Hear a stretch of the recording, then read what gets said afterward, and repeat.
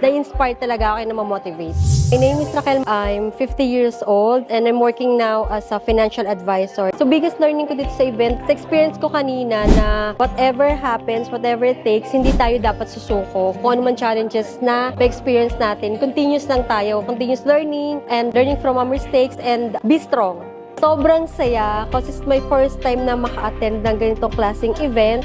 So ito, sobrang great experience talaga, hindi ko makakalimutan and na-inspire talaga ako na ma-motivate. So ang coaches talaga is very supportive talaga from the start. So talagang as in, sobrang patient, tapos talagang nakikita naman natin continuous yung training, pero nakikita ko talaga na talagang full support lahat ng coaches natin. And even into this event talagang nandun lahat, teamwork. Sana next time, marami pang maka-attend kasi marami tayong matutunan dito and may apply natin dito sa business natin. And for sure naman talaga, whatever it takes, gagawin talaga natin to achieve our goal, especially for our first million.